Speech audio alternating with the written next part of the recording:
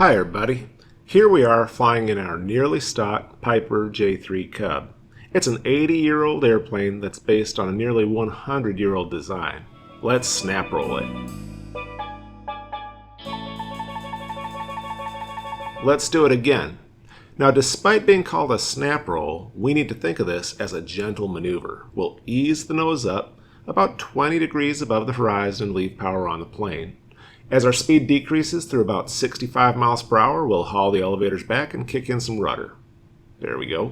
And about 3/4 of the way through, we'll gently unstall the airplane and use opposite rudder. We have to play this recovery kind of gently, and that's something we'll talk about. Let's take a look at what a snap roll is. A snap roll is just a spin that we do while the plane is moving horizontally. In the Cub, if we do this at 65 miles per hour, everything's going to happen right around 3 Gs. Unlike a normal roll, we'll see about 45 degrees of heading change as we go through the maneuver. And unlike a barrel roll, we're not actually going to change the direction the airplane is traveling across the ground. Let's look at a normal roll on a winter's day. You can see that we keep the airplane pointing along a particular direction. And in the Cub, I let the nose drop on these to avoid losing oil pressure. In a Citabria or something else, we can get around the roll a little bit faster. The plane is never stalled in a normal roll. Now here's a snap roll. You'll see we let the nose come off heading, and the plane is stalled through the maneuver all the way until we do the recovery. To make the comparison a little bit easier, here are those maneuvers compared side by side. Watch how the normal roll has the plane pointing more or less down this road the whole time. When we check out the snap roll, you can see that we come off heading until we do the recovery.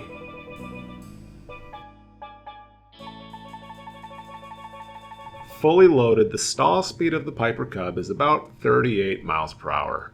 That means our fully loaded stall speed at 3 Gs is about 65 miles per hour. And our fully loaded stall speed at 4 Gs is 76 miles per hour. So if we yank our fully loaded Piper Cub into a stall at 65 miles per hour, we cannot pull any more than 3 Gs. Now I'm sure that somebody watching this will think or say, but if you're not fully loaded, you're pulling more G. And that's correct.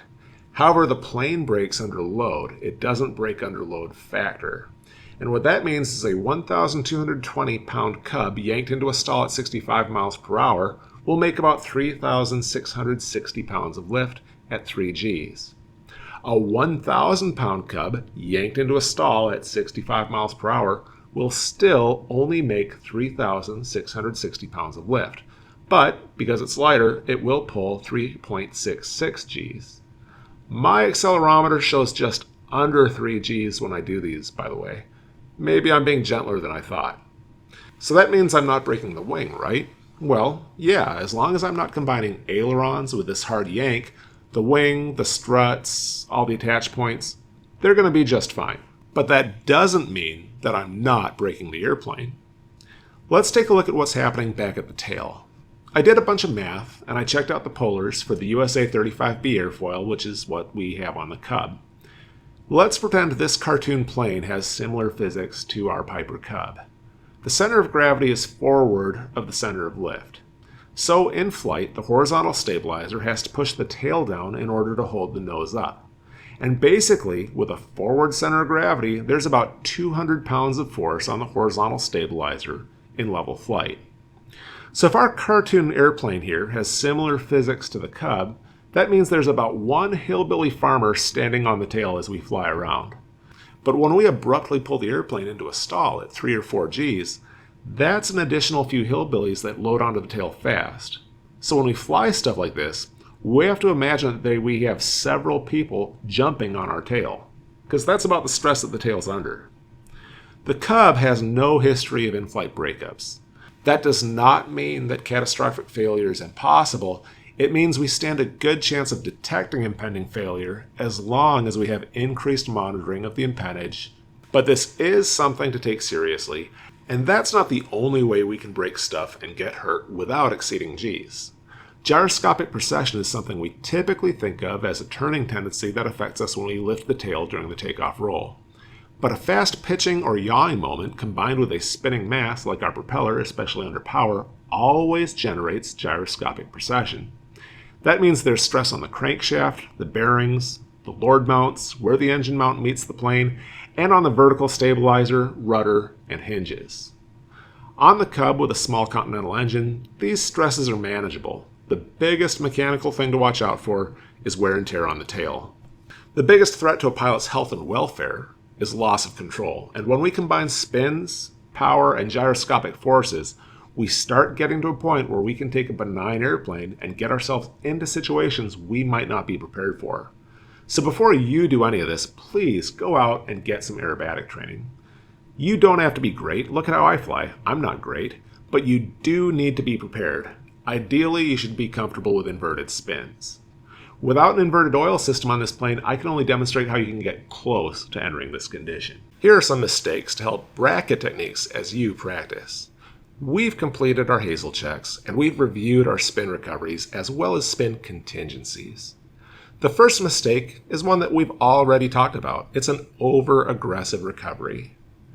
If you allow the pitch to change too quickly on the recovery, gyroscopic forces combine with rotational inertia and wrap the airplane up into more turns.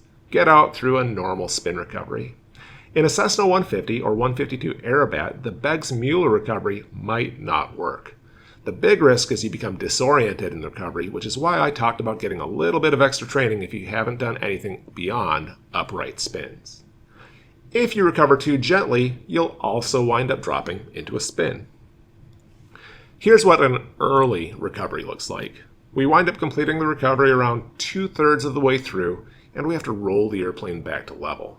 This is a good place to start bracketing our techniques. You can work your way towards a better recovery from this point. If you get nose droopy floops like this, it means you're being a little bit over-aggressive in recovery and you can back off a little. For me, I'm going to be gently playing the elevators to control rotation rate through the snap. In the first quarter, I'll feel the descending wings stall and the plane go into auto rotation. Around a half turn through, the plane offers to wrap up a little bit more tightly. And this is just like the feeling you get when the incipient phase of a spin becomes fully developed. When the airplane sends me this signal, I release just a little bit of back pressure to keep the auto rotation riding the line just before the auto rotation becomes fully developed. And around 3/4 of the way through, I'll start gently milking the angle of attack back down to stop auto rotation. It's kind of weird. A snap roll is not snappy, it's gentle. Nobody who sees us fly like this is going to be impressed, but we don't fly for them. We fly for the love of it. And the love of this can be like a drug. And just like a drug, you need to set some series of gates for yourself so you don't go too far. Before she had her signature blue and white clipped wing Cub, Hazel, Sig, and her friends used to snap roll stock Piper Cubs, just like I'm doing here. She watched a friend die after becoming disoriented. Set hard limits. Make sure you take a minute or two of level flight to get your mind right and clear the airspace between every couple of maneuvers. If you have pointers or critiques, I love to hear about them in the comments section. If you want to see other videos of mine, please check out the following links in the end screen. Remember, the most effective piece of safety equipment in any airplane is a well-trained pilot. So go out and get some aerobatic training from a few different folks before you try any of this. Thank you for your time, and I hope you're having a Merry Christmas or Happy Holiday wherever you might be.